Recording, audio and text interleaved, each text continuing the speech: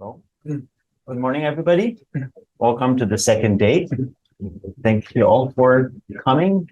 Thank you all out there on the internet for following this exciting this discussion here. Well, let's kick off the third panel. I have struggled a little bit to find sort of a particularly logical order to do this. So let's just go with the order that is on the program.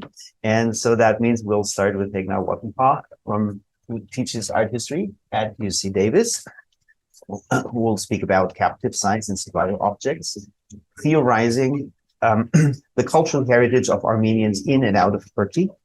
Then we'll move on to Jaren Darbovsky from York University. Ernst Dietz as an enemy of the Turks, historical debate on the purity of Turkish art in the face of Armenian and Byzantine remains. And then we'll move from art to literature. Then we'll have Aram Bougasian from Princeton, Swords and Pens Forging a Turkish Canon, and conclude with Alice Jamil from UC Irvine, the mother of the Turkish theater, Clarisse Lagian, and the transformation and Turkification of the Ottoman Armenian theater. So let's stick with the parameters set yesterday in the model. 10 minutes per presentation, and I'll have a few questions, and then we'll open it up to the floor. So let's get underway. Thank you. Thank you, Gottfried. Thank you so much to the organizers, Ron and Miguel, for starting this. And at the risk of repeating what everybody said yesterday, what you started here does still reverberate. You opened a space, a way of doing things, and I think it continues to be meaningful. So thank you, and shout out to Viken. Thank you for your impeccable organization. You make it look so easy. Yeah. Thank you. Okay, so now I will start my timer.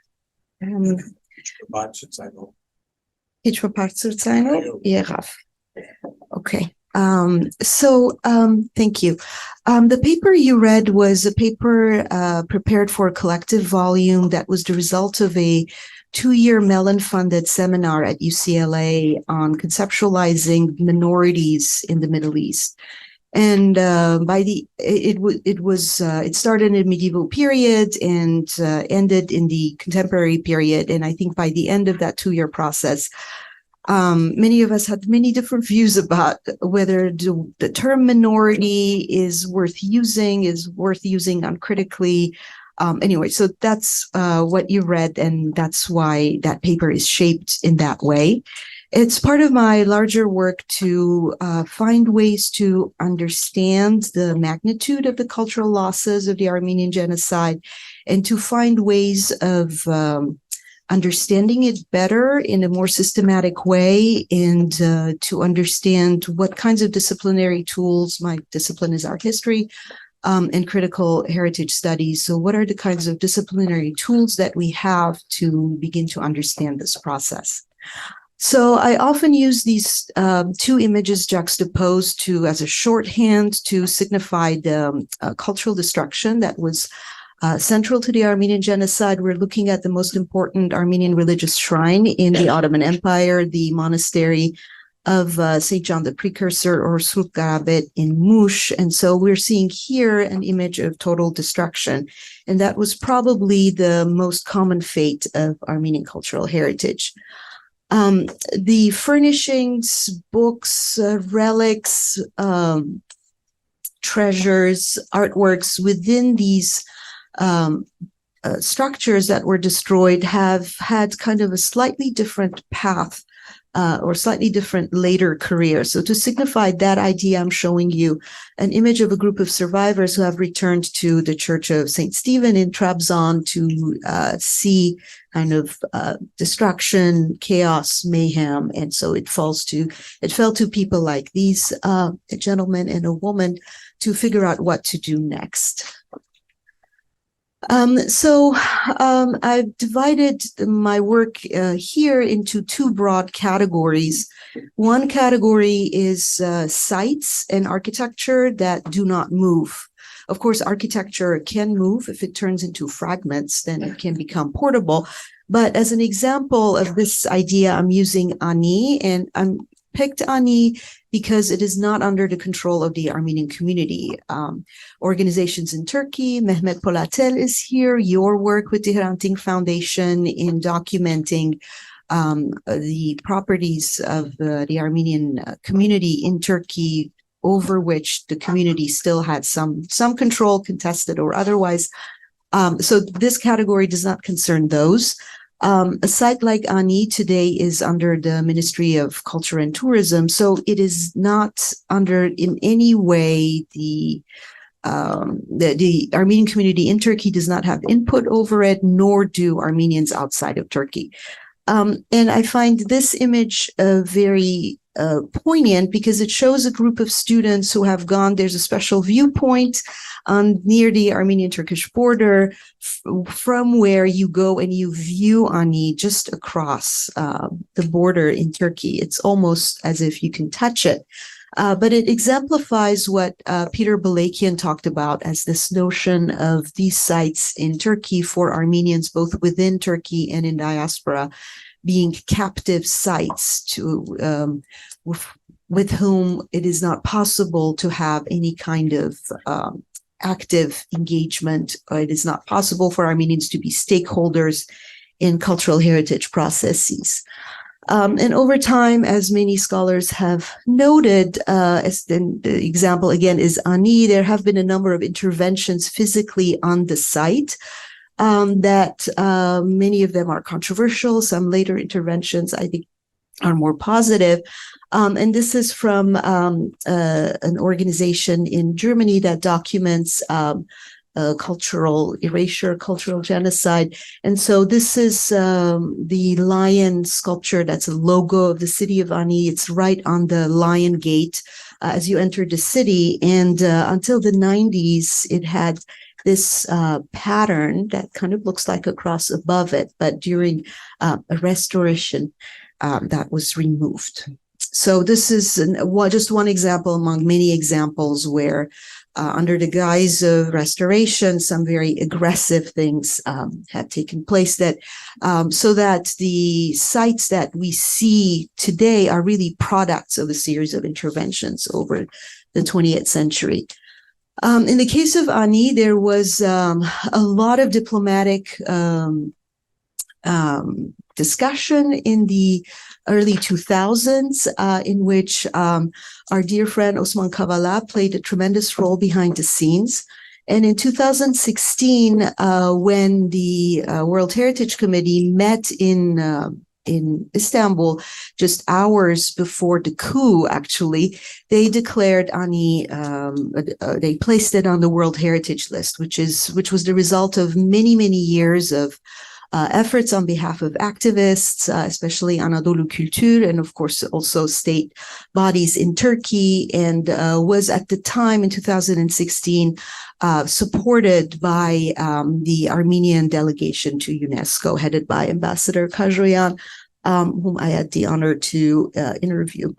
So, and again, I just want to mention the work of many cultural heritage activists that who are not with us right now. After Ani was listed, this is the Twitter or X account of Go Turkiye, which is kind of an official account of the Ministry of Culture and Tourism. And, beautiful picture of Ani. The medieval ruins of Ani are a UNESCO World Heritage Site, once home to 200,000 people who are not named. Come discover what was forgotten for so long. So what was forgotten is doing a lot of work here. And so The part of what I've tried to do is to argue that just because you are denied access to a site that is important to you religiously or culturally doesn't mean you don't continue to make cultural heritage about that site. And in the case of Ani, because I would argue it is the most prominent, non-totally religious site in the Armenian imagination, we can discuss whether everybody agrees with this. There is a lot of this kind of what I've called tentatively virtual heritage about Ani. So this is the beginning of Harry Haroutunian's book. And he's never been to Ani. And it starts with, when I was younger, I had a recurring dream of walking in the ruins of Ani.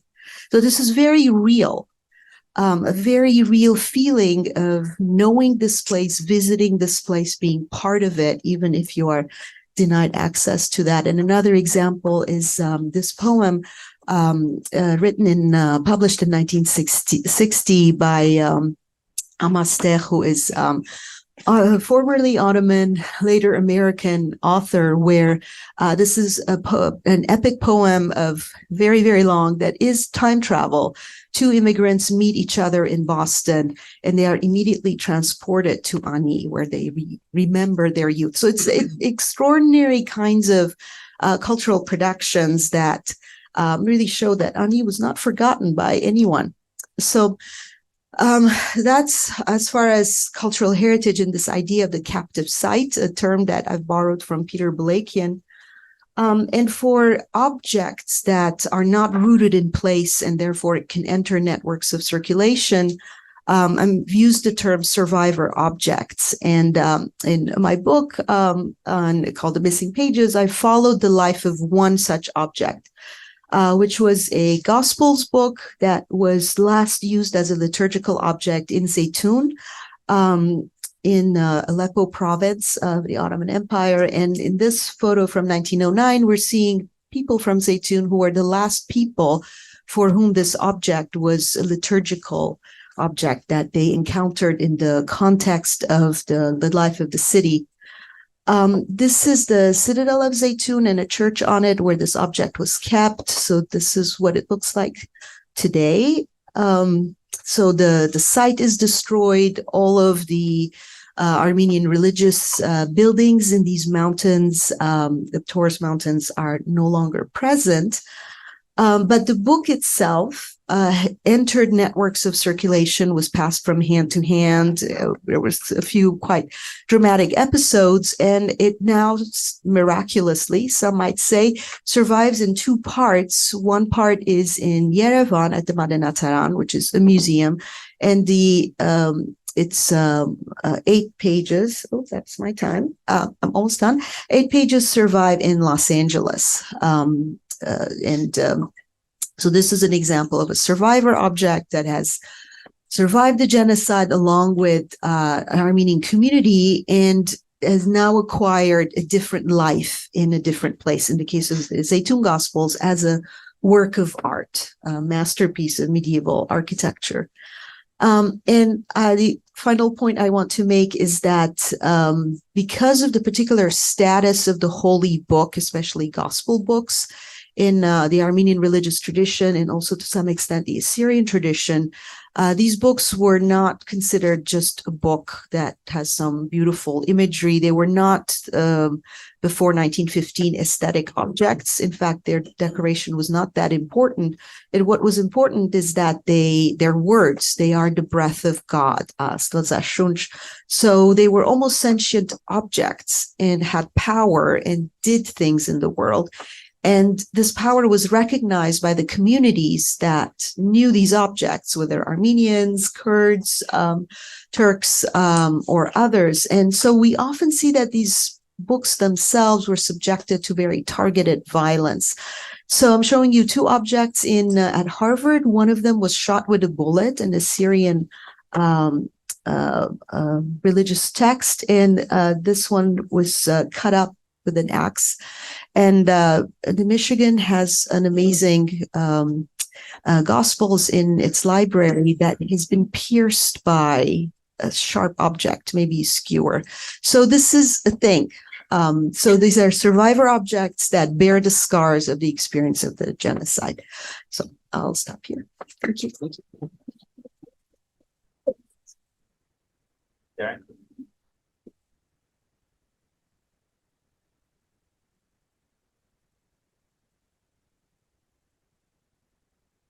So this paper I shared is based on my research that I'm undertaking for my master's thesis. But I borrowed this for this paper to think through some of the themes I'm currently working with. And it's the paper is grounded in a historical debate around the publication on the history of Turkish art and architecture. It was written by the Austrian art historian Ernst Diez, student of Joseph Strizkowski. And it's titled Türk Sanatı Başlangıcından Günümüze Kadar, which I guess we can translate as Turkish art from its beginnings to the present. And I'll be referring to this publication as Turkish art from now on. Even though it reached a larger audience, it was actually a textbook. And it was written as part of Diez's contract as he chaired the first art history department of Turkey at Istanbul University. And it was published in 1946 by the Faculty of Letters Press. And the book received unfavorable reviews soon after its initial publication.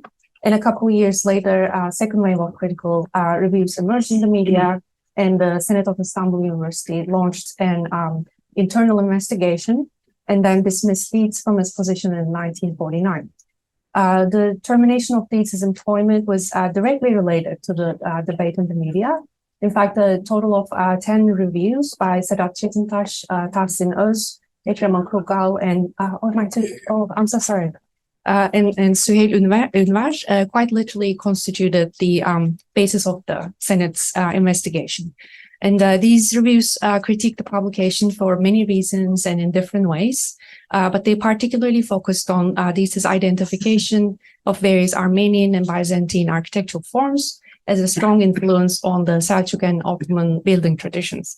The Senate then continued this emphasis in their evaluation, even though the majority of the faculty members, so Diez's immediate colleagues, insistently fought against, as one member describes it in a faculty meeting, the designation of Diez in the media as an enemy of the Turk. Türk düşmanı.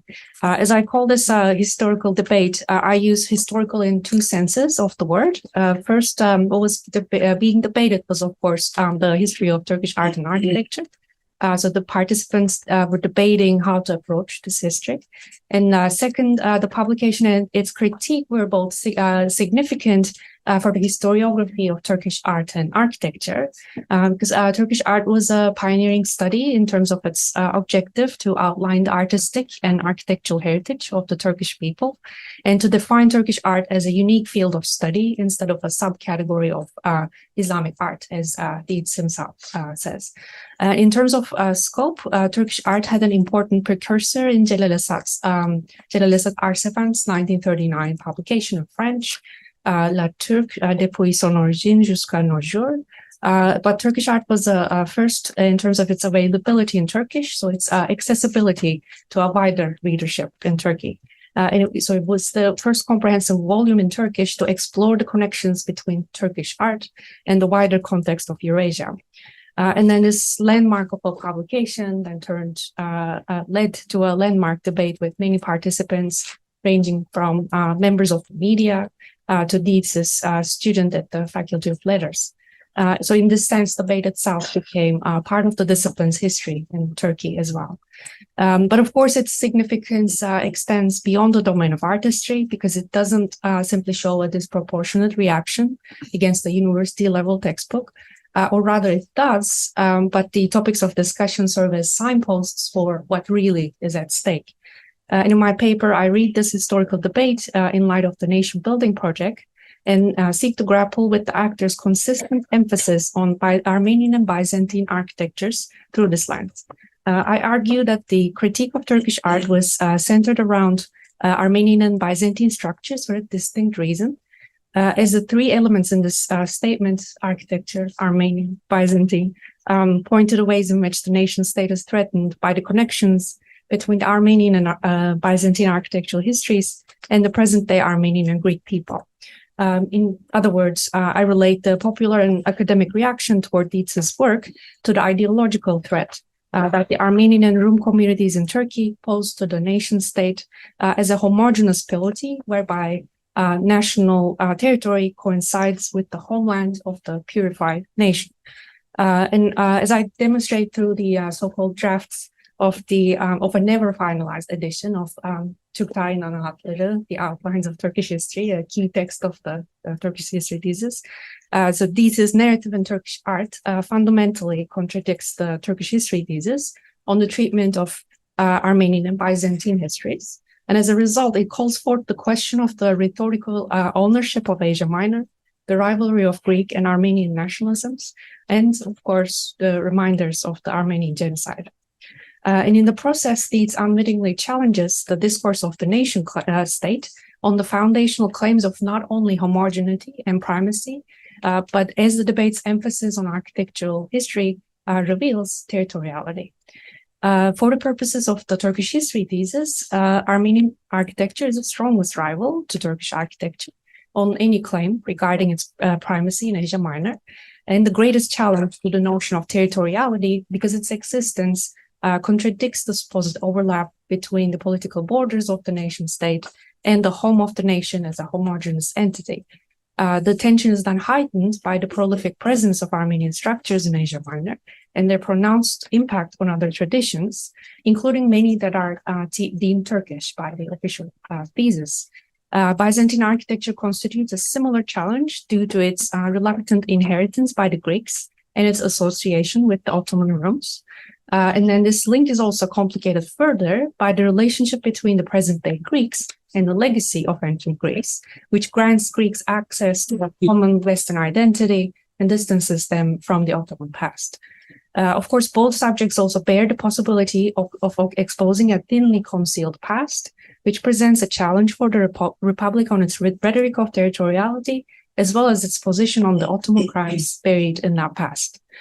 While the early discourse of Turkish nationalism sets up defenses against all of these elements, Turkish art resuscitates them and prompts an ideological critique centered around Armenians and Rums, who can disrupt the historical narrative of the nation state in temporal and spatial terms. Here, Turkish art not only fails to serve the nation-building project, but challenges it on a fundamental level. Of course, the idea of a hybrid tradition that borrows from other cultures already contradicts the basic premise of the Turks' primacy in Asia Minor, which the thesis promotes to reinforce Turkish nationalism as the Republic's founding ideology. So highlighting any cultural interaction with Turkish art on the receiving end, its object rather than its agent, was a controversial choice for Dietz. And he actually did this in other instances without receiving the same kind of reaction from his critics in Turkey. On the other hand, the possibility of an Armenian or Byzantine influence poses a more distinct threat, as Armenian and Byzantine elements in Turkish architecture become symbols of the obstacles to the formation of a nationalist canon. The discussion of these themes exposes the ambiguity of the Republican discourse on so-called minorities, highlights its means of covering over its imperial past, and confirms the significance of territoriality as a founding principle of the nation state.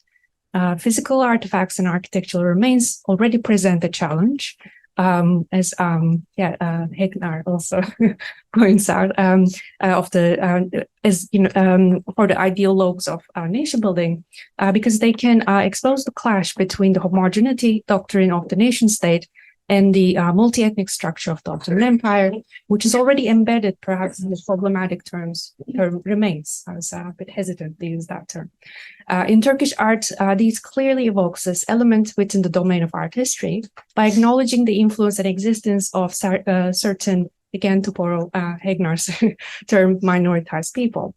But his crime against Turkish nationalism seems to be far greater, because his narrative also exposes the construct of Turkish art, and thereby the Turkish nation, to the dissolution of its ontological boundaries by its exterior, or the discursive space inhabited by those who are not admitted into the nation. In Dietz's case, the space is inhabited by Armenians and Rums, whose visibility via architectural remains threatens to shake the theoretical foundations of the nation state. In this light, the debate on Turkish art not only eliminates the categories of people who disappear into the motto, how happy to call oneself a Turk, but also reveals the constructed nature of territoriality, homogeneity, and primacy as fundamental claims of Turkish nationalism. In my master's thesis, I'd also talked about the connections between the Vienna School of Art History and the Turkish government, as well as institutions of higher education at length, which is actually really, really important. I didn't reflect that in the paper, and I feel like I should. And then another thing is there are some figures involved in this debate, such as like Sedat Çetintaş, for instance, one of the critics. Do I have? Okay.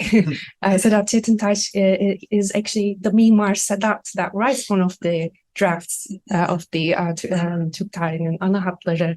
Oh, and then the fact that Halide Adıvar is on this committee defending these, the fact that Zeki Velidi Togan is on there, the fact that Şemsettin Güneş at the time, the prime minister, one of the members of the Turkish Historical Institute, in fact, it's president, I think. So I feel like I could explore these connections a bit more as well. Thank you.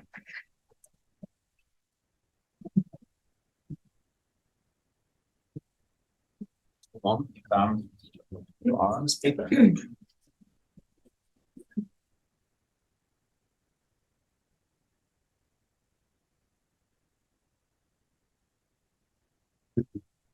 Okay, so that's good. Yeah. Okay. Well, Helen already gave a good preface, but you know, if this is really the last WATS, I'm honored to be here. If it's not the last one, it's still nice to be here. You can take over. Yes, exactly. People more qualified than you can do that. So anyway, the paper that you all read for this workshop is a short version of a longer article. And that longer one tried to sort of, as comprehensively as possible, cover the secondary literature on Armeno-Turkish or Turkish written Armenian script. So the conclusions in this paper are informed by that broader body of work. But for the workshop, I sort of plucked out the work by scholars, either Turkish scholars or scholars based in Turkey, to sort of bring it in closer in line with our theme. So you may notice some strange gaps or leaps. So please excuse those. Another benefit of this is that the work of Turkish scholars, especially in the last decade, have set the tone for this subfield. So their work is a good way of viewing the way like attitudes toward Armeno-Turkish have changed overall, not just in Turkish scholarship. I want to also briefly say, since it's not in the paper, mention quickly the scholarship in Armenian, which there isn't much, probably due to the language barrier, but it's worth mentioning. It was sort of ahead of its time when it first emerged. There's in 1953 in Soviet Armenia, a Armenian translation of an Armeno-Turkish novel was published. And with it, there's a preface. It's not very long, but it sort of prefigures the discussions that are happening in the past 10 years by about 60 years. And in it, the author or the translator shows an awareness, like a heightened awareness of the problems posed by the separation of Armenian and Turkish cultures for the study of literature. Then later Armenian scholarship, a good example is in 2001, there was a monograph, I think the only monograph in any language solely dedicated to this topic, as far as I know. But then you see a sort of backsliding. It's less sophisticated than the Soviet era scholarship. It relies on nationalist tropes like the Turkish yoke, etc., to frame Armeno-Turkish cultural production. So I think that difference, again, these are just two examples, but I think they're representative. I think it's illustrative of Soviet and post-Soviet approaches generally, but we could discuss that afterward if there's time or interest. So in any case, it's not an original idea that Armenian and Turkish cultures, the separation sort of crystallized when the Turkish nation state came into being. Other scholars have shown, I think, clearly how Armeno-Turkish literature was sort of left by the wayside as the Turkish canon began to form. So in the paper, I address this very briefly, but I'm more concerned with how scholars have tried to bring Armeno-Turkish back into the fold of literary history rather than how it was excluded in the first place, instead of focusing on an absence. So for this reason, like I said, I don't spend much time on the formation of Turkish literary historiography as a topic separate from Armeno-Turkish. But let me just repeat a few points from the paper, just quickly. So Turkish, as opposed to Ottoman literary historiography, predates the Turkish nation state. And then it was sort of nationalized gradually and came into its own with the work of Mehmet Fuat Köprülü. And then this nationalized historiography treats as a subject Türk Edebiyatı rather than Türkçe Edebiyatı, centering Turkish identity sort of variously defined rather than one solely focused on language. But this is, I think, mostly well known, and it fits neatly into what we know about the transition from empire to nation state in the cultural sphere, and that isn't the main intervention of the paper. My actual concern is twofold. It's first, to critique the ways Armeno-Turkish has been talked about lately, and second, to offer a better way of thinking about it in relation to Turkish literary history. So the first part, the critique, I think can be applied to most work produced recently. Murat Cankara's work is, I think, by far the best on the subject and best developed. He sort of put it on the map. So he serves as the stand-in in the shorter version of the paper for the main tendencies currently active in the field. And that's, again, a testament to how influential he's been, because most everyone who's published on this topic borrows from him extremely heavily. They all use this thing I focus on in the paper, hybridity as the framework for understanding Armeno-Turkish. So just as a quick aside on that topic, there's also the question, I think, of the applicability of hybridity theory to this subject. It's a post-colonial borrowing, which itself is, sort of biological terminology, but its background is never discussed in Armeno-Turkish studies that I've actually seen. So we discussed settler colonialism a bit yesterday. Javad will talk about colonialism later. So this may be an opportunity to link cultural production to those conversations. One question to ask is, do post-colonial studies of, let's say, South Asian, Caribbean, and African literatures have something to offer Armeno-Turkish studies? And if so, how much exactly? I think wherever you stand on this, I think it's a notable omission from the scholarship that they sort of take hybridity for granted and don't probe both its origins and its applicability and make a case for it. So that takes me to my second concern of the paper, my proposal for a new approach, which centers on this concept of studying Turkish as an Armenian language, an idea I borrow from German Jewish studies. So this involves what's been called language depropriation, which in essence, to sort of condense it, means doing away with the idea that language is a thing to be possessed by a particular group as figurative property. It emphasizes also that, in my paper, that Armenians didn't engage with Turkish as outsiders to the language, rather they're deeply embedded in it. So the appropriative model that this sort of critiques, and this appropriative model is also what hybridity relies on, it carries with it, I think, this assumption of language as property, and implicitly that Armeno-Turkish doesn't come completely from within Armeno-Turkish. From Turkish culture, excuse me. The Armeno-Turkish doesn't come from completely within Turkish culture.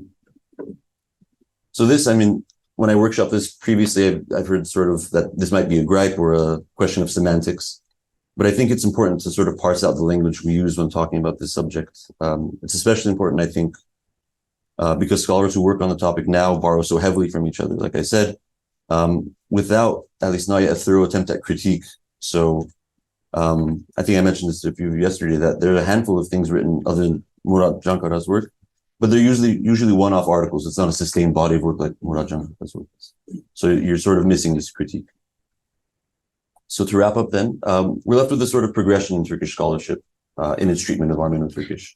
In the first stage, we have sort of decades of silence. That's the part I sort of gloss over quickly, where this tradition is hardly ever really mentioned. Then you see cracks begin to form in the late 20th century, but mostly this is the work of rediscovery.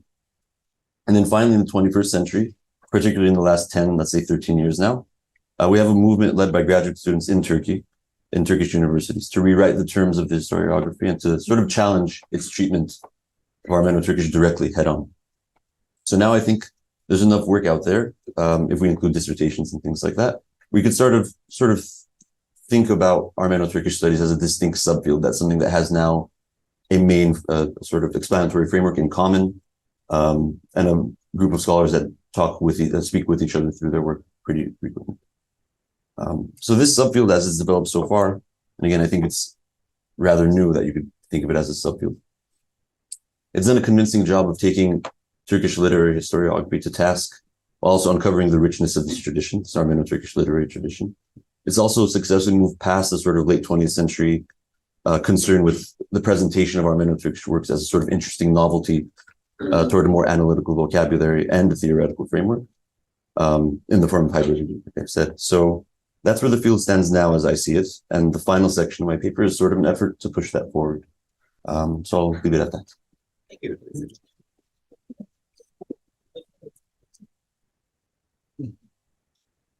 Still have a bonus of 2 minutes. Okay, and then we'll conclude the series of papers with Alicia and sustained from UC Irvine. Okay. Can everyone hear me well? Okay, great. Thank you. And it's really an honor and pleasure to be here. And I appreciate everyone's comments and to aid and flourish my working paper that will be part of my dissertation. So I have been deeply interested in Ottoman theater and in particular the role of women in the Ottoman theater. As part of my research for my MA thesis, I focused on the first Muslim Turkish actresses in the Ottoman theater.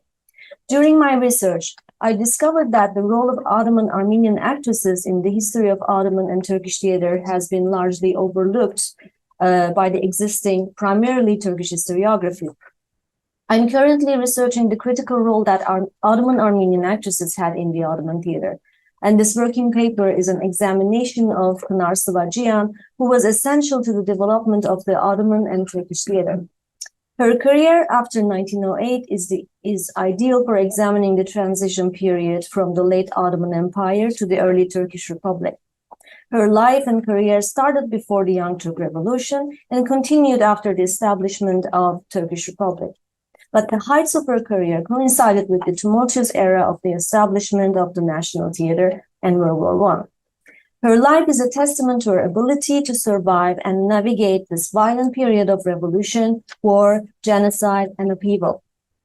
Still, more than a survivor, she helped establish Western-style Ottoman theater in Istanbul, was a mentor and teacher in Darul Bedai, the first Ottoman National Theater, which still exists with its 11 stages in Istanbul. The theater she was eventually thrown out of. An analysis of Pınar's life demonstrates how an Ottoman Armenian actress could live, perform, and thrive in both Ottoman and Republican Istanbul. Her career allows for an exploration of the Turkification process and a deeper investigation of Armenian life in Istanbul during the Armenian Genocide and the early Turkish Republic. I argue that the actions and steps Pınar took reveal two things.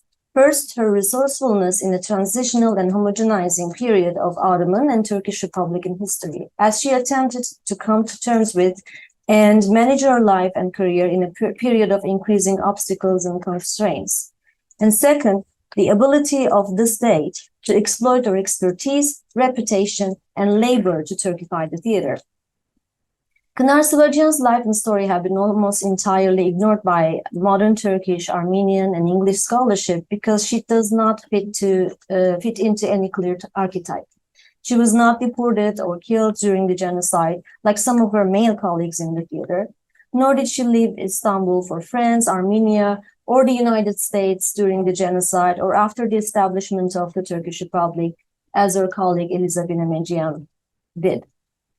Finally, she did not convert to Islam or become Turkish, hiding her Armenian identity as many successful Turkish Armenian actors did. In fact, she never hid or rejected her Armenian identity. In 1912, along with two Armenian actresses, Pınar established her theater Yeni Osmanlı Tiyatrosu. Between 1912 and 1914, the theater had several successful performances. However, it came to an end by 1915 with the outbreak of war and genocide. Despite its short tenure, the Yeni Osmanlı Tiyatrosu made a considerable impact on the Ottoman theatrical landscape. The company was dedicated to producing works by Turkish playwrights along with Armenians for Turkish audiences and boasted a talented and celebrated cast of actors. Moreover, it served as a hub for some of the most prominent Turkish writers of its time. I actually hope to go to Istanbul to do a research more on this theater because in that period, it's a unique thing to research how these three women ran a theater and why it was closed, shut down in a short period of time. So Pınar was a fierce defender of her theater and was unafraid to defend it publicly when attacked. In 1913, she responded to an editorial criticizing Yeni Osmanlı Tiyatrosu. In her response, she made unique arguments and drew upon her experience as an Ottoman woman, advocating for her female audience. She was not passive actor carried by the currents of history, but an active agent of her own career and destiny who forged and defended the Ottoman theater. She reached the peak of her career by beginning to work in Dar el-Bedai in 1914. However, despite the success, her Turkish accent became a subject of criticism by the Ottoman Turkish intelligentsia. The criticism of her Turkish pronunciation was likely more directed at her identity as one of the leading Armenian actresses in Istanbul rather than her actual articulation on stage. While it might have been possible to hear a slight accent in her Turkish, it was apparent that she was Armenian. The obsession with the accents of Armenian actresses in Dar el-Bedai is worthy of inquiry. There's a discussion of the Turkish accent of Armenians as far back as the late 1870s and 1880s. By the time of Dar el-Bedai, the critic of Turkish-speaking Armenian performers could be found everywhere. For example, in Dar el-Bedai's premiere performance in 1916, it was reported that Rosa Pelekian, an Armenian actress from Russia, performed brilliantly, but her accent was worse than Kınar's. In 1922, a character in a play was rewritten to be an Armenian wet nurse because the Armenian actress Jafrin's accent was so strong she would not be realistic playing a Muslim wet nurse. A Turkish writer recounted that Jafrin's accent smelled like an Armenian. It is difficult to believe that the accent of trained and experienced performers like Kınar, who had performed in Turkish on the stage since he was a child, could have been a cause for concern.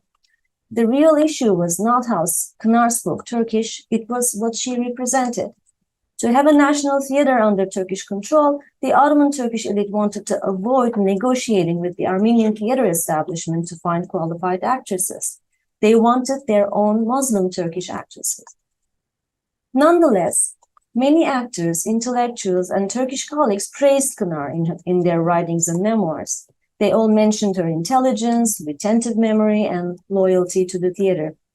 Her compassionate and disciplined character was also emphasized in the memoirs of her colleagues. One author in an Ottoman theater periodical described her as our artist and wrote, "She is stylish, flirty, unique. She was our actress. She loves Turks very much, always on every occasion, and defends them."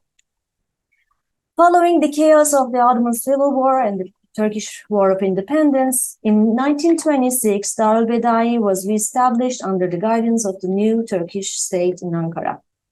At this time, Kınar was excluded from the new establishment. Later, many of her friends and colleagues would cite her heavy Armenian accent as the reason for her dismissal. Kınar did not mention her accent in any of the interviews she gave after her dismissal from Dar el-Bedai. In the memoirs, Everything else. Sorry. it's okay. In the memoirs and histories of her friends and colleagues, this event was kindly referred to as Kınar's retirement from Dar el-Bedai, but she in fact did not retire from the theater in 1926. She was an active member of the Istanbul Armenian community. She collaborated with their institutions in Armenian schools, as well as amateur and professional groups in Istanbul. However, during the initial decades of the Turkish Republic, minority languages were unofficially prohibited. Despite her support for Armenian theater in schools, she continued to perform with groups in Turkish. It is clear from her interviews that her dismissal from Dar el-Bedai was a painful event that she did not want to discuss and revisit. Her passion for performing never faded away until her passing at age 74 on August 14, 1950. In this paper, I have argued that despite her undeniable achievements and the success of the Ottoman theater, Kınar ultimately fell victim to a nationalist vision that worked to replace her. She was a bridge between the Ottoman Armenian and the Turkish theater, making her the unacknowledged mother of the Turkish theater. Thank you.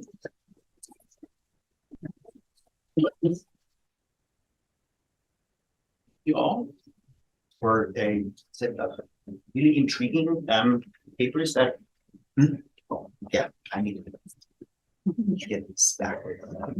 Yep. So I want to start by thanking the speakers for a set of really intriguing and work papers that come together really neatly under this problematic of the incongruities of systems of culture with forms of modern political order, basically, and obviously with the nation state in particular, and its claims to homogeneity of language and territory and so forth. And they all show how this results in all kinds of absurdities at best and violence at worst, as Hegnar especially has shown us so poignantly in those images. I've puzzled a little bit about sort of the term civil society in the title of the panel. That I guess is the doing of the of the organizers. And well, obviously the civil society is at work here as mostly as in our examples as the enforcer of those ideas of homogeneity, sometimes sort of the general public, sometimes through experts, and sometimes through the state. And so, well, we know the Ottoman Empire has historically been a space of many cultures and subcultures, elite and non-elite, and many of those cohere through language, others cohere through some sense of ethnicity, sometimes through faith, sometimes through place. That's an element that is probably the hardest to grasp for us today. So just the importance of local identities in Ottoman society as it sort of hits that process of accelerated modernization. And then we see how 19th century nationalism seeks to align all those criteria, right? To make culture coterminous with the nation. And that is where purity, that Jaren especially sort of used that term, becomes an ideal, and all senses of cosmopolitanism actually become fraught. So we get this desire for a Turkish theater and the desire for pure Turkish language and the rejection of Turkish spoken by non-Muslims like Greeks and Armenians. And of course, the pure Turkish pedigree of Turkish art becomes a concern here as well. And it's kind of ironic that this rhetoric of purity inadvertently, I think, oftentimes, or other instances where it's in the open, requires sort of a violent act of ethnic cleansing as precondition. I mean, if there is such a thing as pure Turkish art in Anatolia, then it is because the Turkish history thesis also assumes that there was a blank slate, that the Turkish culture replaced everything else that came before. And so we have these contradictory arguments ultimately of primordialism on one hand, that this pure culture has always existed, so from creation, and then also not as evident in those papers, I think, but underlying much of it is a rhetoric of progression, of progress toward ever higher standards of civilization, and ironically, that standard is set in these contexts by Europe. So it's that standard that some gatekeepers of Turkish culture actually measure themselves against. So, of course, in this 19th century process, some of the process that I want to highlight is the rise of the new middle class and the spread of education literacy. There is, of course, new media and technology, and print is one of them. And that is I think, where this question of Armeno-Turkish actually becomes salient, as we talked about yesterday. And it's in a way that there's a whole sort of new wave of vernacularization that sweeps through the Ottoman lands that includes now also languages like Turkish being used on a regular basis for the production of written literature rather than just oral. We have vernacular Greek, vernacular Slavic now being put to writing, and Aram does a great job of sort of walking us through all the challenges of placing or defining Armeno-Turkish. I want to take a little bit of issue with the notion of a canon. I think sort of defining a canon is something different than what we're talking about right now. This is about we're not sort of as much, I think, concerned with the normativity that comes with the notion of canon. But the point about sort of the how hybridity is really unhelpful is I think well taken, because that sort of derives from an sort of a kind of naturalism of a link between language and script that, especially for Turkish, just does not exist. I mean, Turkic languages have been written in almost any script on them in the old world.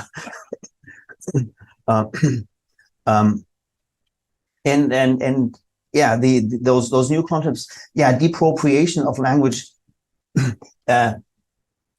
also comes with its own challenges, because prior to that we have a cosmopolis of, so I'm using a term from Sheldon Pollock, that was not actually owned by a particular sort of ethnic group.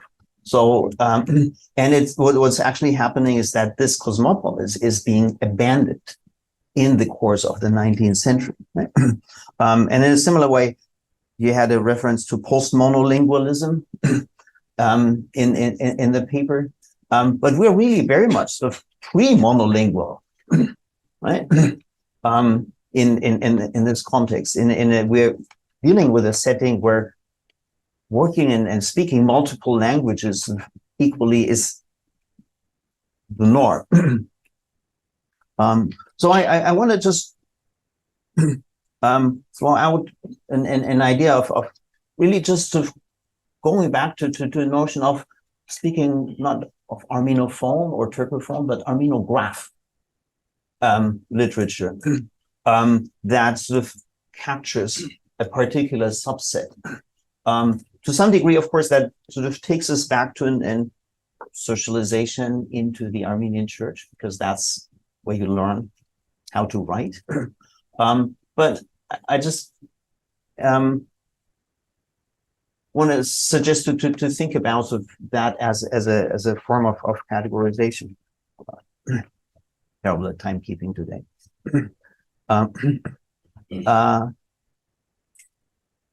But yeah, speaking of language, I also found that what Elif has shown us how language can be turned into a way of gatekeeping, so very saliently.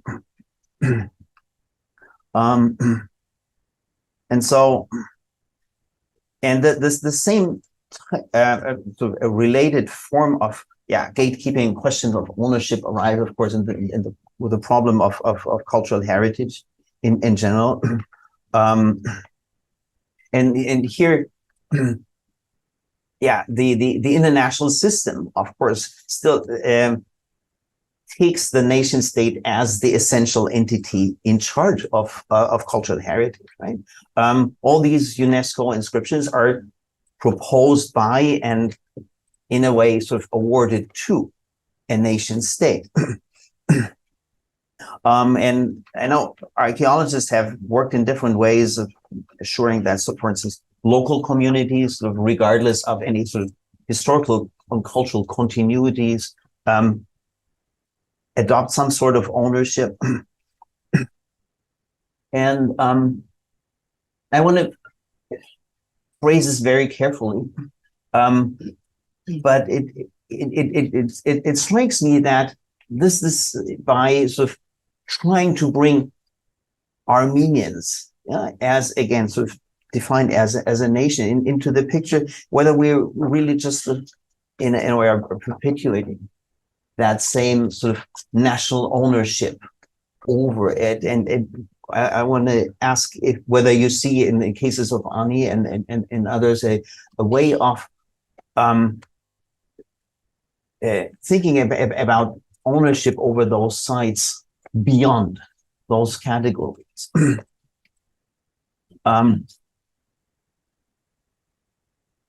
So one point I want to make is how the Turkish Republic actually turned out to be a lot more efficient in this kind of gatekeepery and alignment than We're gatekeeper. I'm making this up. Hey, whose language is that? You could do that in German, I think.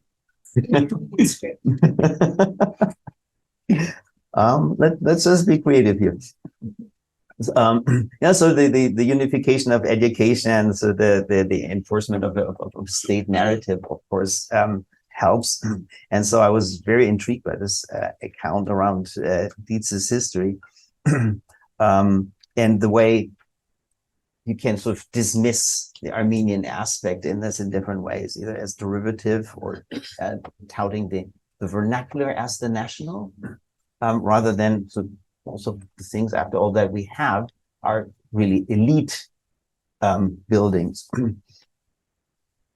So, and I'm curious to hear sort of to what degree, in more generally, there was a sort of a discourse about regional and local continuities as an alternative narrative to the national ones.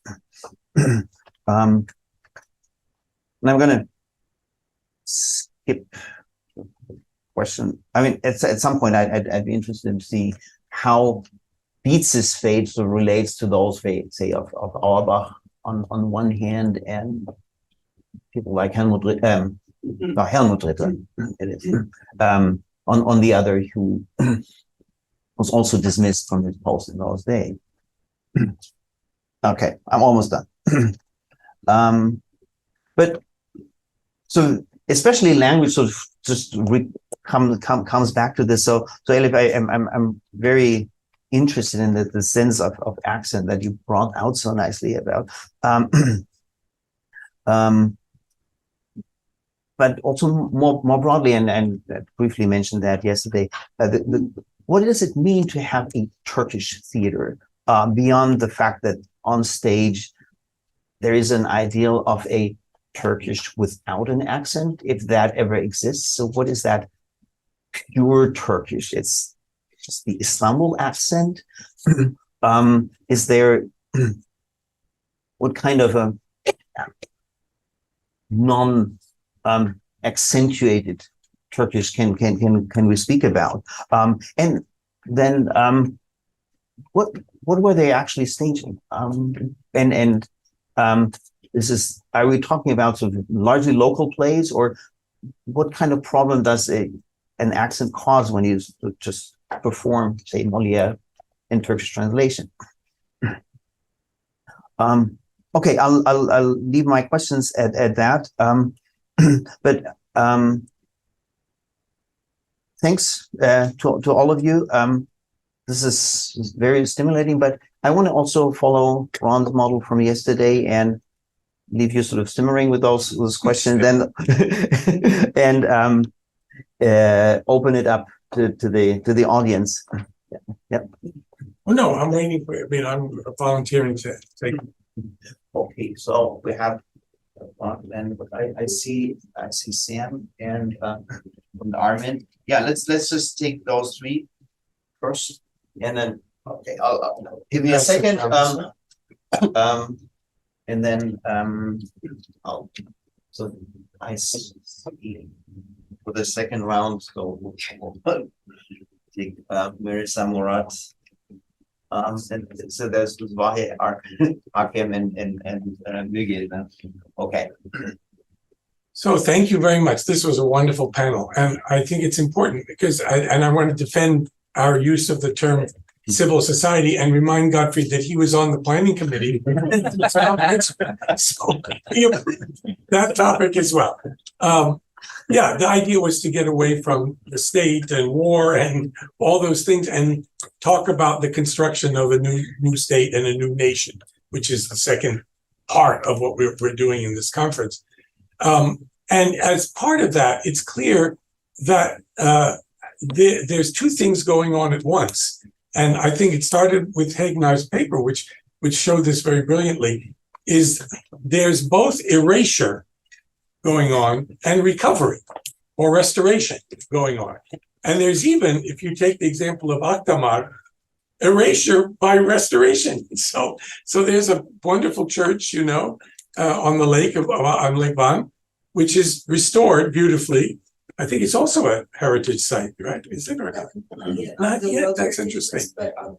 Yeah, that's interesting. But it's restored, but no mention of Armenians, and the frescoes and the sculptures are still there, which are King Gagik and all the rest. So that's really interesting. What's been lost and being destroyed. Now, I wish this were only Turks and Azerbaijanis who were doing it, but Armenians do it too. Everyone does it because it's really part of nation making and what you mentioned, the primordialization of the nation. So I wrote an article called Constructing Primordialism. And the idea is, yes, nations want to be primordial because it's more efficient. It's unquestioned. If you talking about, as you mentioned, the construction of the nation, you're already doubting whether it's authentic or not. So Armenians have to always construct their nation as Turks do, as Azerbaijanis are doing, as a primordial entity. And you do that by erasure. There's only one mosque left, I think, in Yerevan, Persian mosque, actually, whereas this was a Muslim majority city in 1900. So something's going on. And by the way, Aliyev is reminding us this, because this is Western Azerbaijan. They're claiming that this is Western Azerbaijan. Wow. So really interesting. Jerin is very much a story of the primordializing of, I had questions, I just can't find the questions now. Was also talking about this, and isn't it also about the elimination at the same time, and it's in the paper, of the multinationality of the imperial heritage. So there's something about mono-nationality that's going on at the same time. These are suggestions and implied questions. But for Aram, a direct question.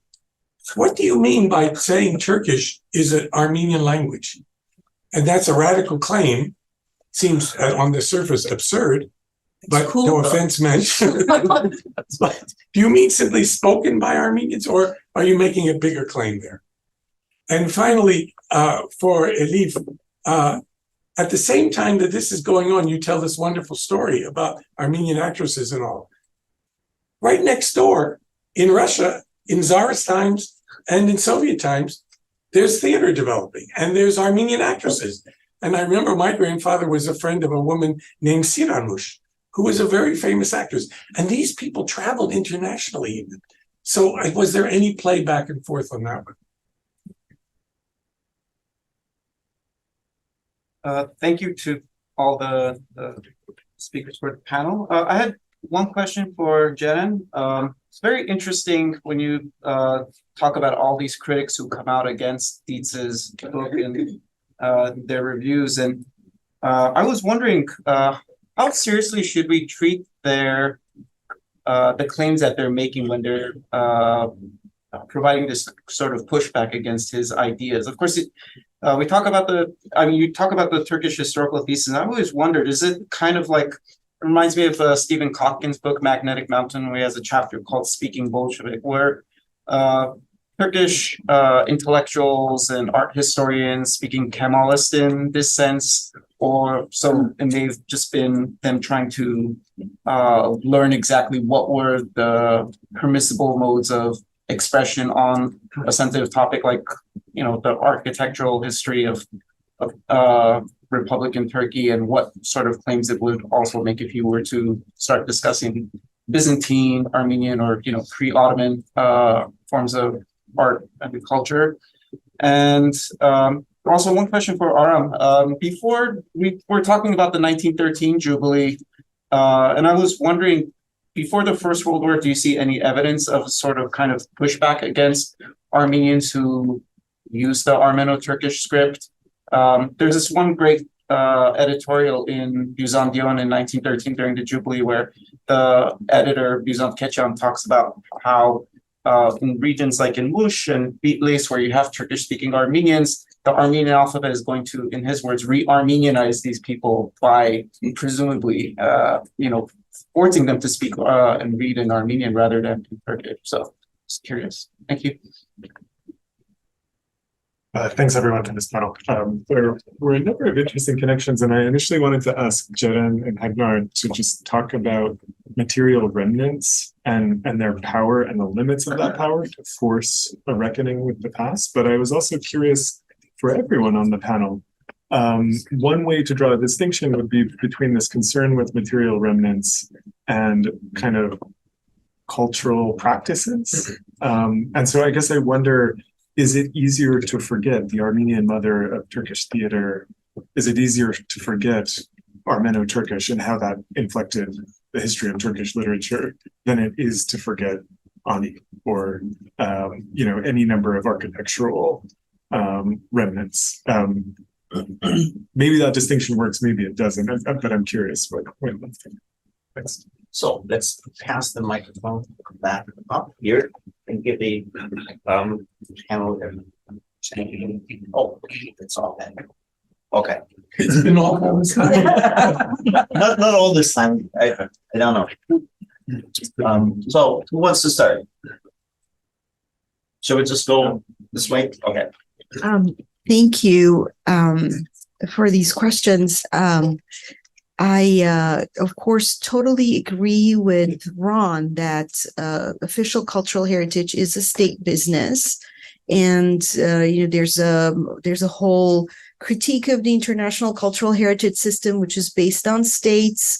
The UN only has states as members, so that will always put small regional communities, indigenous communities, non-state actors at a disadvantage, and it also puts sites like Ani in a very bizarre, not the right word, complicated position where they're always part of diplomacy. I don't know if anybody remembers when the Mirzoyan, the foreign minister of Armenia, visited Turkey right after the earthquake, after Armenia had sent aid to Turkey, and he met with his Turkish counterpart, and they talked about restoring the destroyed bridge on the Ahurian River that is right on the border between Armenia and Turkey. So Ani has become, since football diplomacy days, really, if anybody remembers those days, it's very central to any kind of diplomatic activity between Republic of Armenia and Republic of Turkey. And that can be good or bad for the site. It politicizes the site. And it places it in this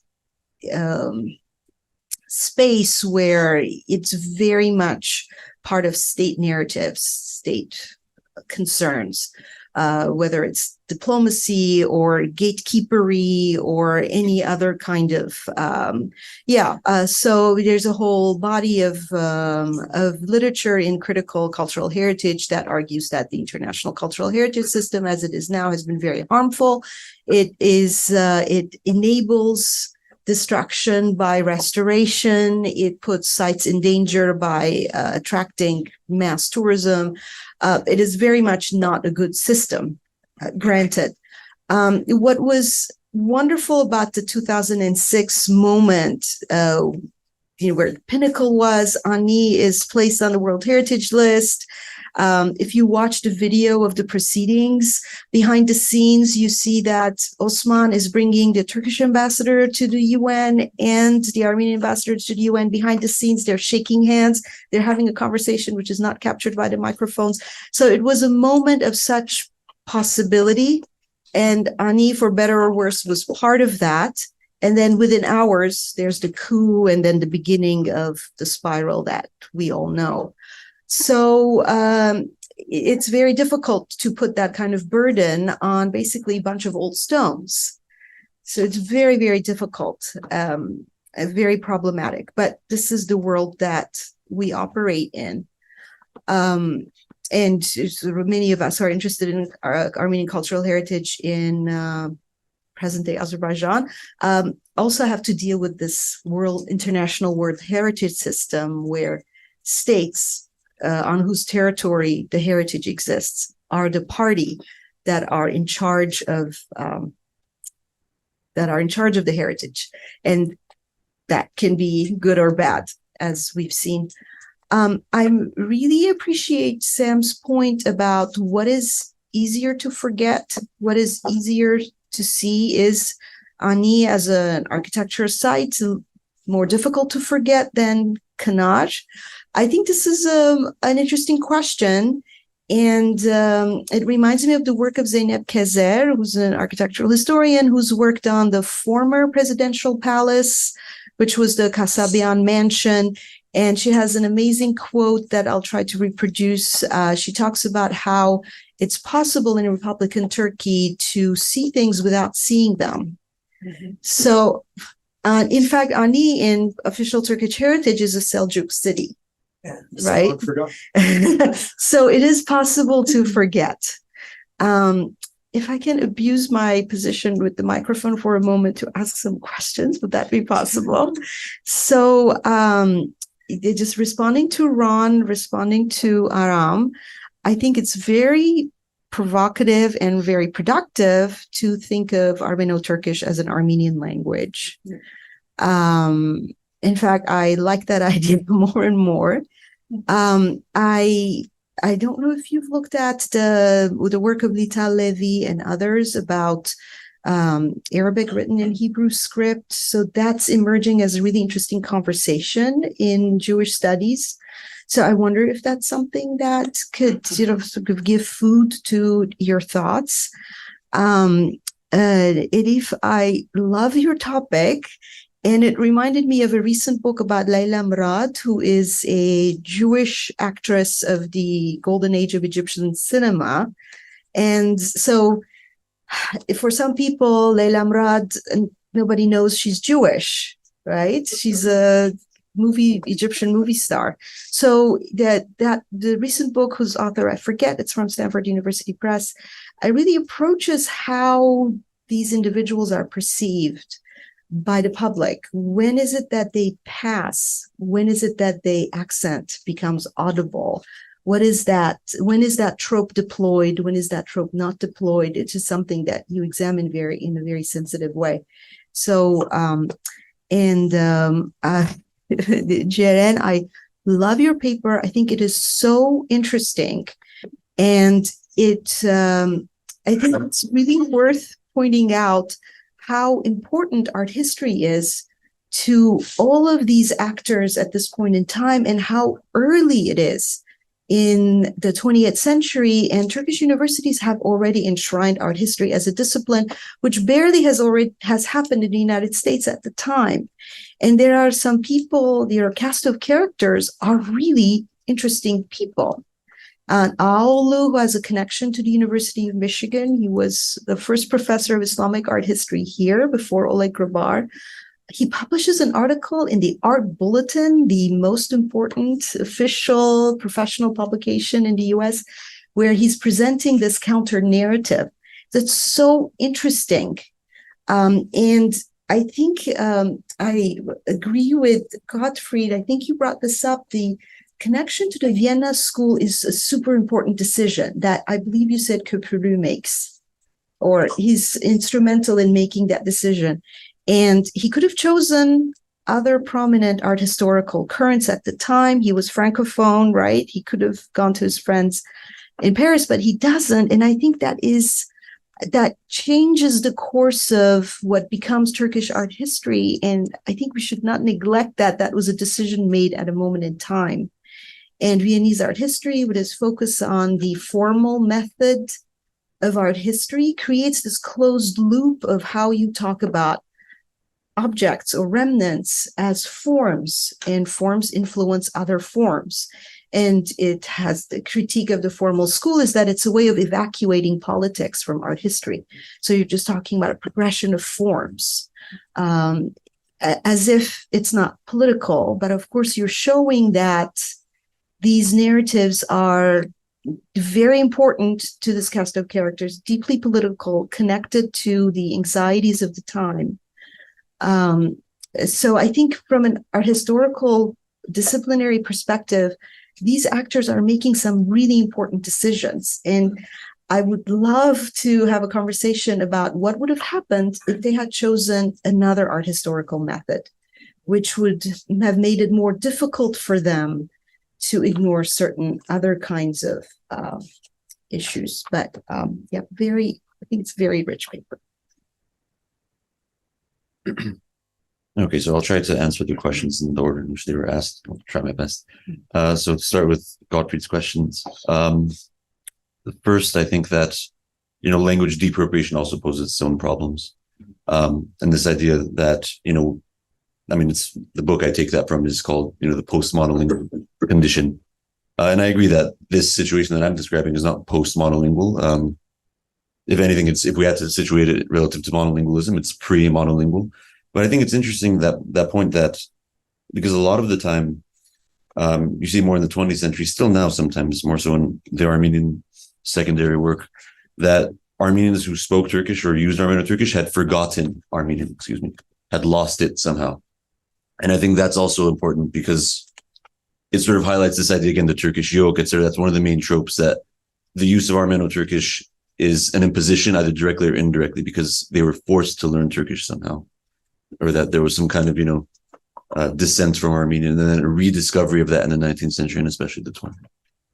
So point well taken, I agree. That multilingualism is the norm. And then your suggestion about using Armenograph rather than Armenophone as a category, it's intriguing. I haven't thought of that.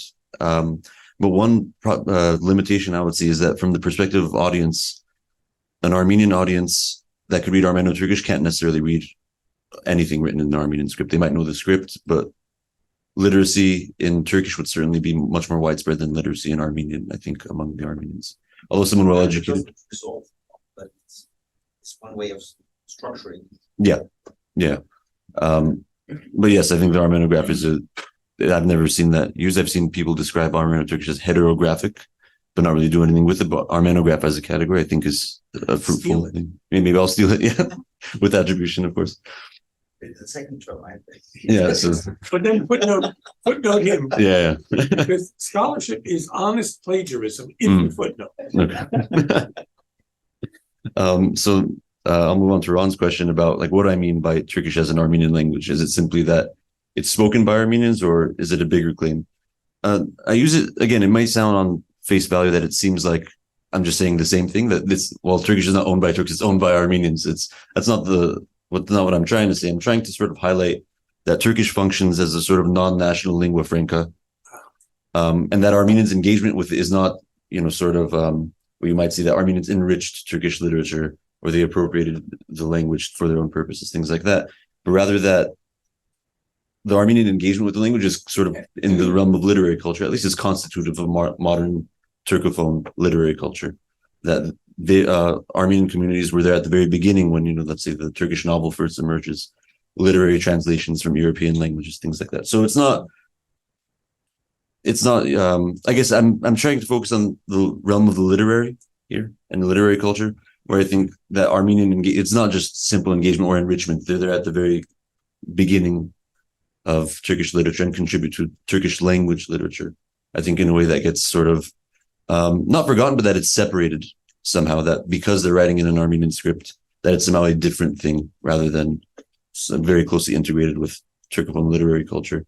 And also I should add that this is not my idea, of course, Murat Cankara writes about this extensively, that many Turks could read the Armenian alphabet even if they didn't know Armenian. It's very easy to learn. There are many pamphlets. Again, it's probably exaggerated, but they say you could learn this script in 24 hours, in 2 days, things like that. And, Except the capital letters. Maybe except the capital letters. I tried, it doesn't work. It doesn't work? Not 24 hours? Okay, but yeah, it's not a barrier that can't be overcome. Yeah. And there are many Turkish authors who were able to read it, even if they didn't know it. So I hope that answers the question somewhat. Armin, you had a question that you asked if before World War I, if there was pushback against Armenians for using Armeno-Turkish. I haven't seen any specifically for using Armeno-Turkish, but for using Turkish words, certainly. we talked about this yesterday, but Jennifer Manukyan, who just got her PhD from NELC at UCLA, wrote her dissertation on the idea of purity in Armenian, in the history of the Armenian language from, I think, 1750. So there is a discourse that says, well, we should replace not just Turkish words, but Turkish is, of course, the language most heavily borrowed from in Armenian writing at the time, or like sort of, I should say, obvious loan words. And they say, well, we should replace all these words with Armenian words, and they try very hard, but it doesn't really catch on until the 20th century, really after World War I, in diaspora that, we said this, it's sort of like a Vatandaş Türkçe Konuşma campaign, like in Lebanon and places like that. That's when it becomes effective, but I haven't seen anything like that. And even if there are, and there's certainly that discourse of purifying Armenian, but there are voices on the other side too, fewer, that say, well, we should learn Turkish. We should use Turkish widely. It's a state language, or, for purposes of integration, things like that. Again, they're fewer than the ones who call for purity, but they exist. So no, I haven't seen anyone specifically target Armeno-Turkish. And finally, Hegnar, you asked about Judeo-Arabic. So this is a shorter version of an article. In the article's original draft, there was stuff about Karamanlıca, Turkish and Greek script, Judeo-Arabic.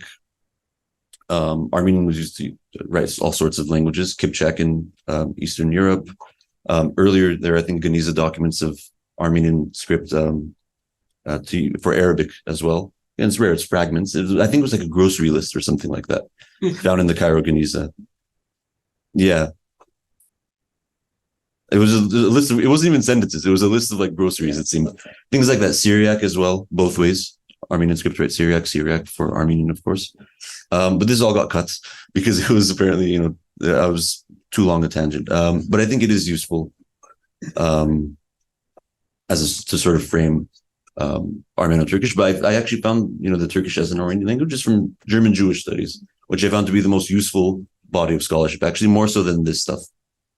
It's important in terms of, contextualizing it in the Ottoman Empire, but really people working on sort of in comparative literature, and Jews in Germany, I think, are onto something that the others haven't caught on to yet. But I'll keep my claims to Armeno-Turkish. Okay, I just want to add one thing to Aram when you mentioned about Turks learning Armeno-Turkish, and actually there's various examples in theater. Ahmet Fehim is one of the example. In his memoirs, actually, he says that he and the other Turkish actors were eager, actually felt mandatory to learn Armeno-Turkish because most of the plays were also written by Armenian playwrights, were written in Armeno-Turkish, and just to not to be drifted apart from their colleagues, they were teaching them Armeno-Turkish, and then easily were practicing. So I just wanted to point that out as an example. So for the questions, I would start with Gottfried. Pure accent. Thank you for pointing that out. This is a question that's always been in my mind as well, and I'm continuing searching on what is this. But so far I come to a little bit of decision that what that pure accent means, and what does it mean for this Turkish intelligentsia, using this as an excuse, especially when it comes to terms of, okay, we have Turkish actors, so what about our Turkish women? So how can we eliminate the Armenian reality? So accents could be a good excuse. What I think, as I pointed out, these actresses have been in Ottoman theater for a long time and performed starting from 1860s and 70s, started to perform in Turkish as well. They got Turkish speaking classes from Ali Suavi, Ebu Ziya Tevfik, Namık Kemal, but still this was significant for criticism. So I come to a thinking that actually this accent is an excuse just to show that the identity difference. So this is obvious. They're Armenian. They're not Turkish. And look at the language that they're pronouncing. I think this was more like an undercover reason or covering reason of actually the main issue was them being Armenian, not Turkish, in the process of Turkifying the theater. So that is so far, the answer I can make. And for what were they performing? So starting from the Armenian modern style Armenian theater starts with thanks to Mikitaris project. They started performing like Armenian Turkish plays and Turkish Armenian plays starting from 1810, and with the parallel transition of Armenian nationalism, Armenian enlightenment, and theater and the theater plays started to be used as an education tool to reach the masses. And this duty of theater actually continues even after 1912 and 1908 and later in like at the end of Ottoman Empire continued, and even now today, it's still theater is used as the easiest and the fastest tool to reach out the masses and educate the masses.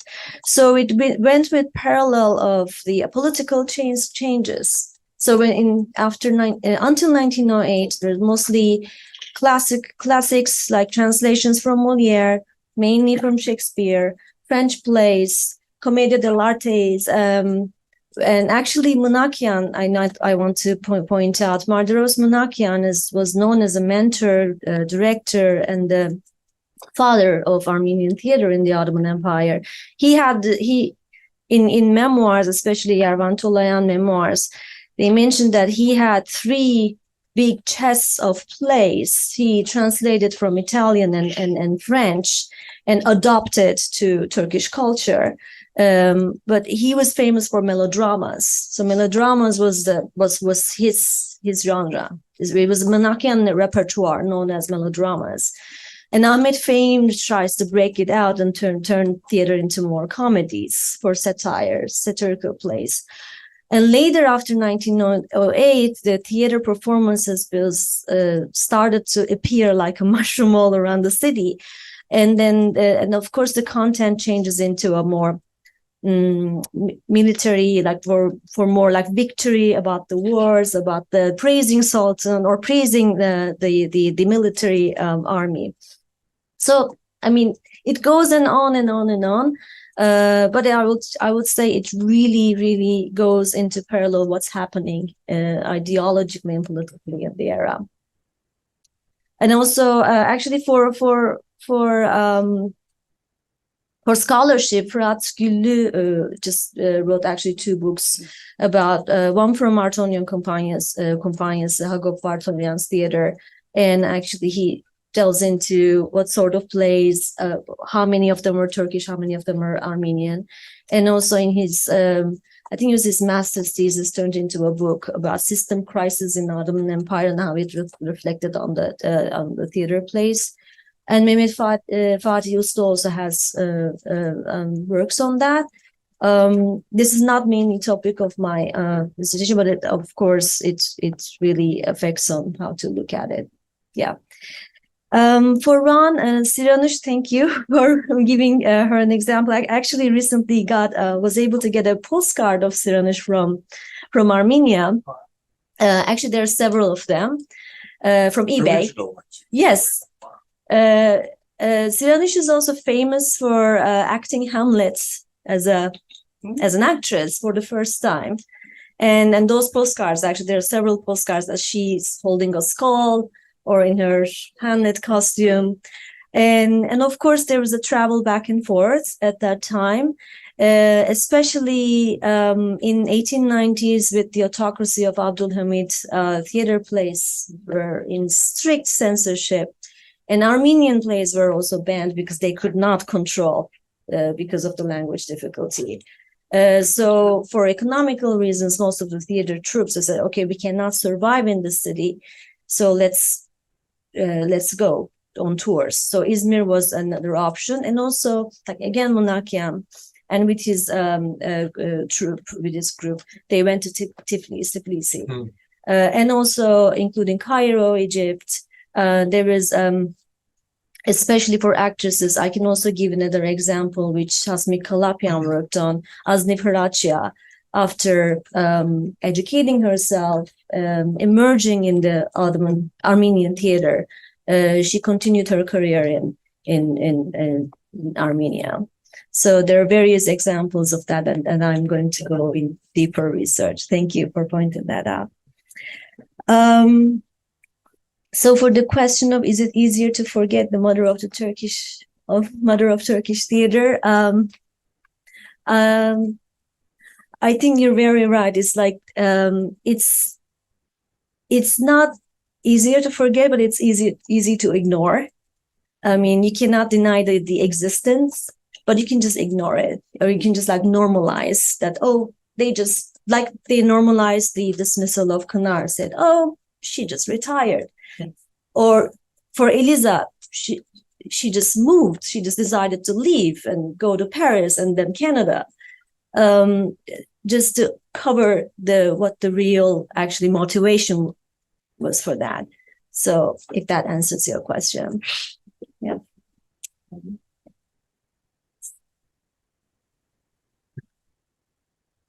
My responses to I think the three of you will be it will be a bit entangled because I think they all relate to the Vienna School a little bit. I think like to understand Ernst Dietz as a figure is a bit hard. He's a bit between certain écoles, I think, and this idea of seeing things without seeing them. I actually wrote something that I never sent anywhere, but it was about how he is stuck between the Turkish thesis and Stryszkowski École of the Vienna School, and yet he's trying to use his eyes and like go around Kırşehir, take pictures. Because he's so the Vienna School is has a complicated history in itself. If I go on too long, please do interrupt me. But it is essentially so what they do is that it comes out of a historical institute in mid 19th century. So they place a lot of importance on studying primary sources at first, and then it starts to change, has this so-called Renaissance that Franz Wickhoff. And then they start to focus more and more on this idea of art history as a science. So they start to employ this, adopt this scientific approach.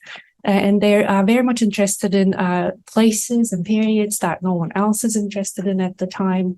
There are a lot of neo-humanists around them. And then, the big names are like Alois Riegel, Max Dvorak, Julius von Schlosser, and then Aytalberg is the first name, of course. And then at one point, Stryszkowski emerges and divides the school in half. It actually creates he creates his own institute because he is a reactionary, so-called reactionary figure in the Vienna School. He is like searching for this Ur-architecture, this original architecture in the north. Is like looking for like the sources of Christian European church architecture first in the East, and then he doesn't think that's sufficient, so he starts looking to the very origin in the North. And to him, who carries these forms from the North to the East, so that they could then be transferred to the West, are Turks and Iskits.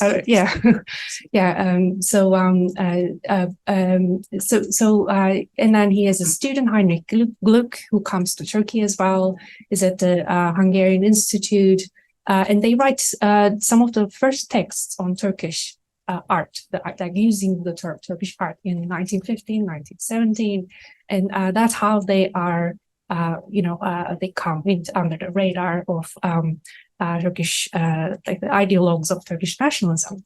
But of course, they're also, even though there's this divide in the Vienna School, they're also looking at the Vienna School because of its history in the Habsburg Empire.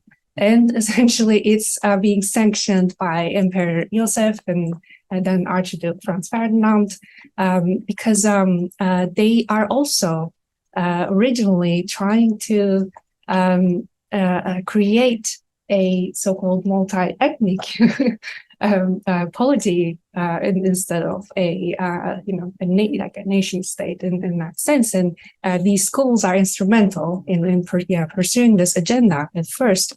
So I always thought there were these parallels between these schools. And actually, Mustafa Kemal actually organizes an exhibition like 700 years of Turkish art. They collaborate in Vienna. I think, they have this exhibition, and I think Arseven goes from the Turkish delegate. Tahsin Öz, one of the critics of these, is among the delegates. And on the other side, we have all these Viennese scholars. And actually, I think I wrote their names if anyone's interested. But essentially, there are these connections that in 1930s, Fuat Köprülü gets in contact with Stryszkowski in particular, and has one of his articles translated, then comes in to write another article. And then even the students at the Faculty of Letters even invite him for a lecture. He comes to Istanbul. He's very well connected. They really like Stryszkowski at the time. And in these texts that he writes for the Turkish audience, like Türkiyat Mecmuası Ülkü, these are the journals that they're published in. He has a different language. He brings the Turkish art to the forefront a little bit more than he does originally in Altay İran and Faker van der Rohe. So this is an interesting figure in the sense that he does his doctorate with under Stryszkowski's supervision in Graz in 1906. And then he's his assistant along with Heinrich Glück between 1911 and 1919. And then he has a falling out with Stryszkowski and leaves. And then in 1939 is when the Turkish government, through the Devlet Tarih Coğrafya Fakültesi, tries to get recruit an art historian of the Vienna School for the first time, 1939, but that fails. And then eventually Dietz comes in 1943. So Dietz is sort of in between these two sides of the Vienna School. And that really particularly comes through, for instance, his treatment of Armenian architecture. And by the way, Stryszkowski's views on Armenian architecture are really well covered in Christina Moranti's work, if anyone's interested. So he is, on one side, he is treating Armenian architecture as a pure art, and which I think it comes from Stryszkowski in a lot of ways.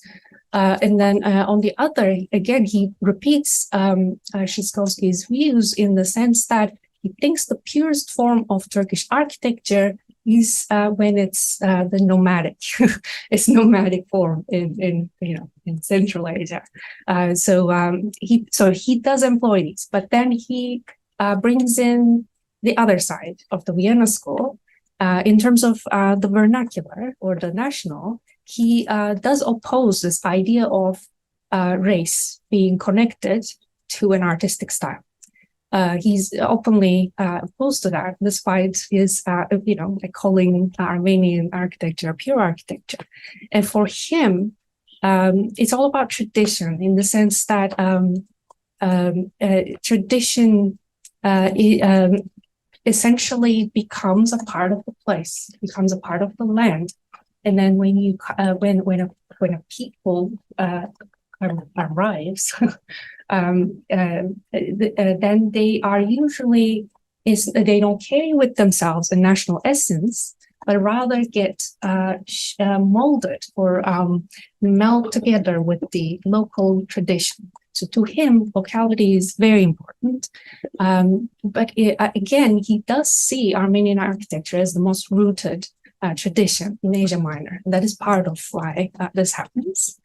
And as in terms of the vernacular, again, that emphasis on Shyskovsky emphasizing nomadic art continues indeed. It's a separate division of Turkish art into two things. One is Turkish Islamic state art, which Tassinos really doesn't like. And then the other one is Türk halk sanatı, Turkish folklore art, I guess. Yes. So, and he does approve of Turkish folklore art a lot more and says that the other side is mostly, influenced by the Eastern Roman Empire and it conflicts it. So, Yeah.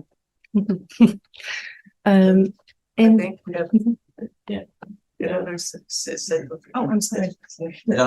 Shall we move on to the Yeah, next next set set. No, no. questions? So, well, we can Go this way, start with yeah, you. just pass it down this way. So we have Melissa, Murat, Raheh, Hatim, and Müge. And I want to ask of them so their questions probably concise and also Good then Lord. the answer. Unfortunately, we have some time. Yes, so we go the opposite way. Yeah, Yeah. Is I it think okay? that- Yeah, Yeah, let's do that. And let's get those 5 questions and then probably that will take care of the rest of the session. This whole idea of sort of Armenian, I like the idea of Armenian, being, I mean, Turkish being an Armenian language. I think I like it because it places them on an equal keel. And that was something I wanted to focus on with hybridity. The issue I have with hybridity is that it sort of treats all the elements that make up the hybrid as equal to each other, whereas there are power inequities, of course, among them, and that is how I define minorities as those groups, social groups that do not share equally in what is considered valuable by that society. If you do it as such, then, I mean, it is evident, obviously, that how much is shared is different. I mean, and how much is shared is different also in state versus civil society, because if you think about it in terms of the state, the Ottoman language and its various components are determined much more by the state elite. But then there is the folklore, the everyday language that's spoken. I mean, that in itself is different because that comes from the bottom up, and as a consequence, there could be a mixture of a variety of languages. But still, I think what's crucial in determining the role of language in social change and the impact it has, it depends on the period.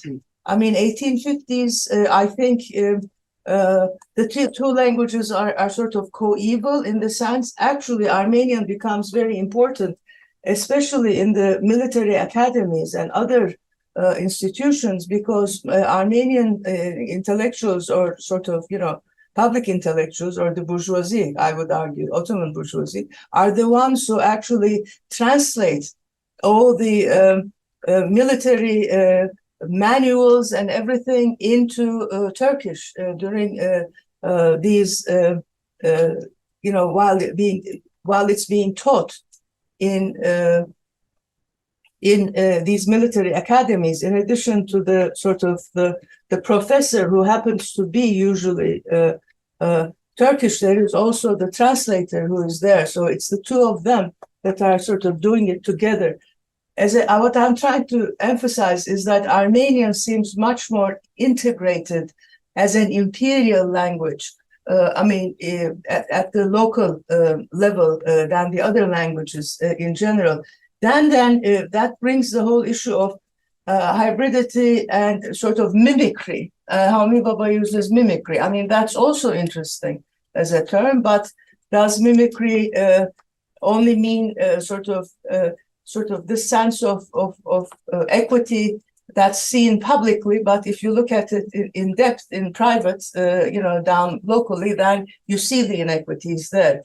So what I'm trying to do is sort of look at how the language of Armenian and Turkish the way I think it is treated in the Ottoman Empire changes depending on Turkish nationalism and how significant Turkish nationalism becomes later on.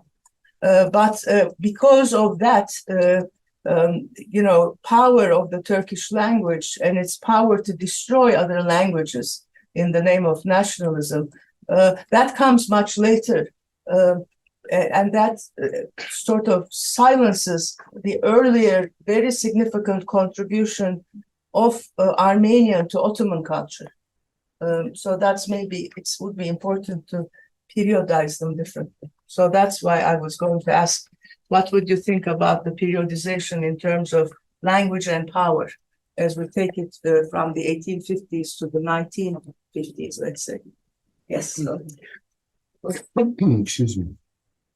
Thank you very much for very intriguing panel. I have loads of questions, but I'll do them all in 1 minute. So for Hegnar and Ceren, I really liked the papers in the way they started to give us language to speak about the appropriation of artifacts as an ongoing process. So both of you, in a way, mentioned the temporal aspect of it. So in a way that the disruption of the narrative of the state is not only spatial, okay, but happens also temporally. And with Hegnar, I was thinking about the captive sites and the lost pages, and I really like the way you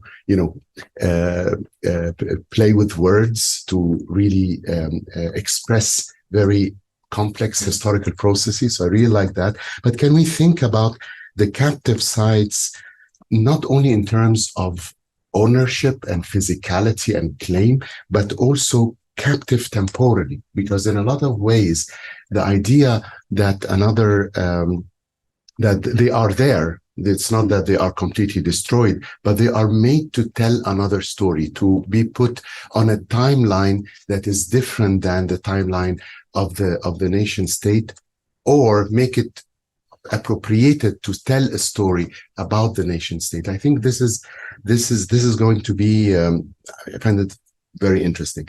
Now, yes, I'm also the Armenian as a Turkish as an Armenian language, but I was also thinking about how the Armenian script was used at times when people in Istanbul weren't able to use the Arabic Ottoman script in a sense that the Armenian script gave voice and visibility that otherwise wouldn't have been possible. So then can we think about the Armenian alphabet as a Turkish script, to complicate it further? And with Elif, the sentence that you said about the accent smelled like Armenian is I just want to hear more. I mean, we can hear an accent, right? But can we smell an accent? And so what is behind that, in your opinion? Hygiene. There's also censorship too. I mean, if you use the Armeno-Turkish script, Abdülhamid censorship doesn't apply because you can't read the thing. So that's what they would be. Yeah. Let's hear from Vayet. Hi, so my name is Vayet Sakyan, for those who don't know me. So I'm a diaspora scholar, so that's the perspective I'm trying to approach the issue of hybridity and the whole cultural identities thing. So of course, hybridity is limited in a number of senses, as Mugen mentioned, as Gottfried mentioned, but it also an enabling category. So for me, it has been enabling because it helps to move away or dislodge the discussion from binaries to a more complex phenomenon that emerges between cultures and across cultures.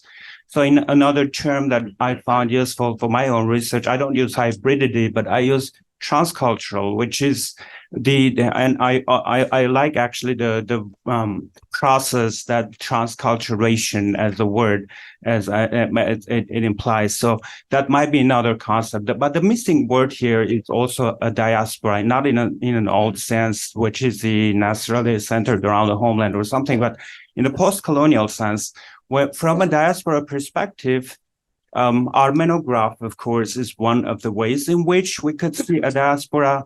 layer there, but also there is this new phenomenon which emerges in America, which is Armenian written in Latin characters. If you open the liturgy books here, you see that kind of language also present, which is very diasporic phenomenon. It doesn't emerge in any nation state as a nation state production. I mean, that emerges in between, again, this space, in this in between spaces. So I wonder if that perspective could add something. I definitely want to encourage research in this direction, because this is one of the rare places or instances where the post-colonial thinking and theories of hybridity are applied to explain something Armenian. So that's very rare in Armenian studies. I definitely want to encourage research in this direction. And the final thing as a question. So I wonder what is the geography of Armeno-Turkish cultural production that is usually used to explain for research in this scholarship? And I wonder if Armeno-Turkish production in America ever have been part of that research, because there were two at least newspapers published in America in Armeno-Turkish. I've seen also some letters written to in France to America in Armeno-Turkish. So all these are useful, could be useful. Yeah, I'll just stop here. Thank you. Thank you for all papers. And Adam's paper was very interesting for me because a few months ago I was discussing in another workshop, and very similar papers I read and commented, and it was about music, Armenian and Turkish music. It is very interesting. I found it while I reading now Adam. He was another Adam. Adam Bajakyan is okay pronunciation. Bajakyan. He is Armenian, great Armenian musician and PhD student in at the University of British Columbia. I can read my comment just by replacing the word literacy with music. Sorry, opposite way. But don't worry, I will not read it. Only a few points I want to touch. One of them, we will agree, this is not unique for the Armenians or Turks. This is a very tough issue, nation building issue, and this process requires always uniformization in every field, music, literacy. Even in Turkey, they say national history, or they teach. How completely, I don't know. And so by doing so, these policymakers completely excludes the richness of the cultural heritage, musical or in literacy. And because in the Ottoman Empire, they used to live together and they created their unique ethnic music or literacy, unique for their ethnicity, but also they had a shared culture. That was the richness. And my last sentence, and if I am curious if you would agree with me, the reason of this is to give up their rich national heritage, and what they do, they bring the new music or literacy form of the two Western standards. This is something I don't like, and I think the reason is Orientalism, Western Orientalism. This is not directly imposed from the Western people, powers. This is within the society. For example, Turks wanted to create a culture in order to be a part of the Western world. Maybe Adam said this to do also for the Armenian nation building process. I don't know about this. Maybe you can tell me something. Thank you very much. Thanks. I'll speak real fast. Thank you all for the papers. I had other questions, but I'm going to limit to one. I have a question for Elif specifically about theater. I'm really interested in theater, and I was wondering if you could talk about, if we have time, the scope of your dissertation and like what time frame that you're looking at, because I think that like Armenian presence in Turkey's theaters, and to a degree, I would say film and TV also has been like kind of like a connecting thread up until now, even though that's kind of, as you mentioned, a lot of people hide their names or like sort of like hide their accents. But like there's a very famous example of Adile Naşit or like Rana Jabbar, even, who passed away a few months ago, and nobody knew he was Armenian until we found out his funeral was at a Armenian Catholic church. So I was wondering if like you're looking at like later into the Republic to, not necessarily right now, but like especially the 40s and the 50s, I think there was like a great vitality of Armenian theater, specifically in Istanbul. And I was mostly thinking about the theater magazine Kulis. Yeah, that was alive and well for like a long, long time. And while Ram was talking about the, you know, kind of international connections of like theater and like diaspora, I think the reason that that magazine partly survived for so long was because they send it to the diaspora for years and years. So like all of that generated more income than it would in Turkey. So that was how like that sort of one magazine is an example of like how much actually conversations there were. But I'm going to stop there because we have like 3 minutes. So. So we're almost out of time, and I want to. Can we get another question? We have 2 minutes left. We have 2 minutes left, and so we expect that the discussion is going to spill over into the break. I would say urgent responses, 1 minute per person. And it's totally fine if you say, well, resolve this in a personal conversation. So anybody who wants to directly, with all this pressure, now it's your choice. I can just give like two questions briefly as fast as possible. Let's see.